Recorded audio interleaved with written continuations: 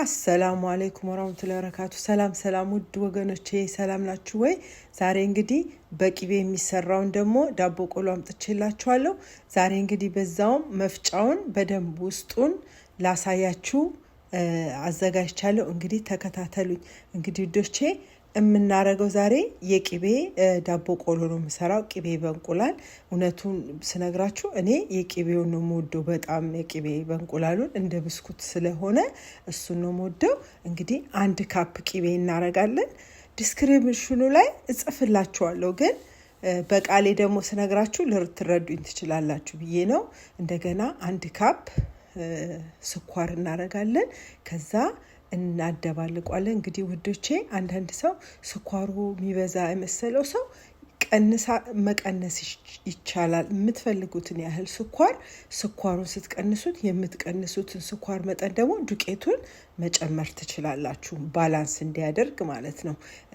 እንቁላልና ስኳሩን እንደዚህ በደንብ ከመታ ነው በኋላ ውዶቼ ስኳሩና ቅቤውን ከዛ በኋላ እንቁላል እናረግበታለን። 2 እንቁላል አድርገን ተራ በተራ ነው የምንመታው። እንቁላሉን ያው በማሽን ብቻ ሳይሆን በእጅ ማውካት እንደሚቻል በዚሁ ላሳያችሁ ነው። እኔ ዩዥዋሊ ለኦርደር ሳደርግ በእጄ በማሽን ነው ማቦካው ብዙ ስለሆነ፣ ይሄን ግን እናንተ በደንብ ኤክስፕሌን ለማድረግ ያሰብኩበት ቪዲዮ ስለሆነ እንደዚህ በእጄ ነው ያቦካሁት። ውዶቼ እንግዲህ አንዳንድ ሰዎች ዘይት የማይፈልጉ ሰዎች በቂቤም ኦርደር ያደርጉኛል።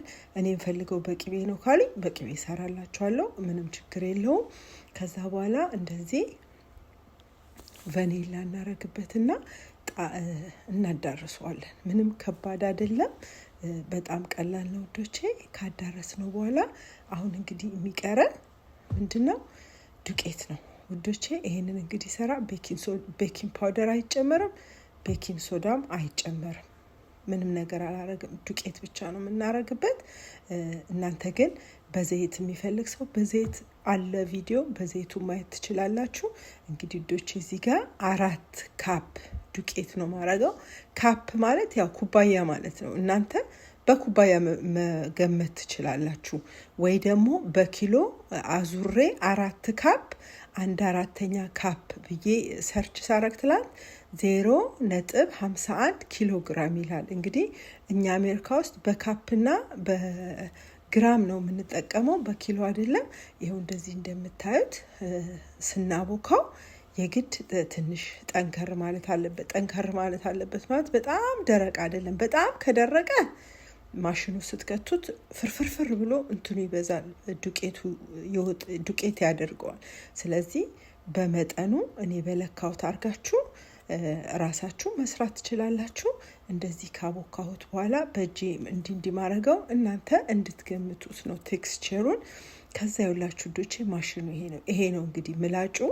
የሁሉም የስጋ መፍጫ ምላጭ አንድ አይነት ነው። እንግዲህ ማሽኑ ስንገዛ እዚህ ሀገር በ3 ነው የመጣው። በ3 የተለያየ አይነት እኔ የምሰራው እንደዚህ እንደምታዩት በትልቁ ነው ዳቦ ቆሎ የምሰራው። 2ቱን አልጠቀምበትም፣ ምክንያቱም በጣም ትንንሽ ስለሚያደርገው። እንደሱ ማድረግ ትንሽ ተለቅ ማለት ስላለበት ስትቆሉትም እንትን እንዴል በዚህ በትልቁ ነው ማረገው። ምላጩን እንዳትረሱ፣ ሁሌ ምላጩ መኖር አለበት። ምላጩ ከሌለ እንትን አይለው። ይሄው እንደምታዩት በጣም ብዙ ሰው ነው የጠየቀኝ ምላጩን አሳየን፣ ውስጡን አሳየን ስላላችሁኝ ይሄን ቪዲዮ ለእናንተ በጣም ለምታከብሩኝ ተመልካቾቼ ነው የሰራሁት። እንደምትወዱት ተስፋ አደርጋለሁ። አብሮ ይሄ እንግዲህ መግፊያው ነው፣ አብሮ ይመጣል፣ ከሁሉም ስጋ መፍጫ ጋር ይመጣል ውዶቼ። እንግዲህ ይሄ የኤሌክትሪክ ስጋ መፍጫ ነው። እናንተ ግን በእጅ መፍጫውም ካላችሁ በእጁ ማረግ ትችላላችሁ። እንደዚህ ሲወርድ ዳቦ ቆሎ እንደዚህ አሁን ሊጡ እንደዚህ ሲወርድ ይኸው እንደምታዩት እንደ ፓስታ ሆኖ ይወርዳል። መጠን ሆኖት በደንብ በመጠኑ ሲቦካ እንደዚህ ሲወርድ በእጃችሁ ምንም ይኸው እንደምታዩት በእጄ ለቀቅ ነው ማደርገው። በእጄ ለቀቅ አደርገዋለሁ። እንትን አይልም፣ አያያዝም፣ አይፈረፈርም። ራሱ በስነ ስርዓት ይወርዳል። እንግዲህ እንዳሳያችሁ የመጨረሻ ትልቁን ነው የምጠቀመው። 3 አይነት ነው ያለው። ያው እንደምታዩት እንደዚህ በእጄ ፍትት አድርጓለሁ። ምንም በጣም ማላሸው ለመበተን ብቻ ነው የማደርገው። እንደዚህ ራሱ ይወርዳል። እንግዲህ በጣም ብዙ ሰዎች አመስግናችሁኛል። እዚህ አሜሪካ የሚኖሩ አንዳንድ ሰዎች እኔ ስቴት ሳይሆን ሌላ ስቴት ያሉ ሰዎች በአንቺ የተነሳ ቢዝነስ ጀምሬያለሁ ያለኝም አለ። ደስ ነው ያለኝ። እኔ የማውቀው ነው ማካፍላችሁ። እናንተ ደግሞ የራሳችሁን እንትን ታረጋል። ይኸው ሊጡ ራሱ አሁን እንደምታዩት አያያዝም እጄ ላይ ይኸው እንደማሳያችሁ በደንብ እንድታዩት ብዬ ነው። እንደውም ትንሽ በደንብ ማቅረብ ነበረብኝ። ያው አንዳንዴ ስትቀርጹ እንትን ይላል። ይሄ አልተቆላም፣ ገና ያልተቆላ ሊጡ ነው ማሳያችሁ። እንደዚህ ራሱ ይፈረፈራል። ምንም የሚያያዝ ነገር የለውም። አንዳንድ ሰው ኔጌቲቭ አይሰራም የሚል አለ። ያው እንግዲህ እኔ እያሳያችሁ ነው። ይሄ እንግዲህ ኤአይ አይደለም፣ እየሰራው ያሳያችሁ ነገር ነው። እኔ እዚህ ሀገር የምኖርበት ሀገር ላይ ለሱቆች አስረክባለሁ፣ ሰጣለሁ፣ ይሸጥልኛል። አንዳንድ ሰዎች ደግሞ ቤት ድረስ መጥተው ይገዛሉ። እኔ ደስተኛ ነኝ። ራሴ ነኝ እንደዚህ መስራት ጀምሬ መሸጥ የጀመርኩት፣ ግን ለራሴ ብቻ አላስቀረውም። ለሌሎች ሰዎች ሼር አድርጌያለሁ። የሚፈልግ ሰው መስራት ይችላል ማለት ነው። ከዛ በኋላ እንደዚህ አንድ እንትን ወጥቶልኛል። በደንብ እንትን ብሏል። አሁን ወደ ኦቨናችን የምንከተው እንግዲህ በ375 ነው የምናደርገው። ኦቨኑን በ375 ነው ማረገው።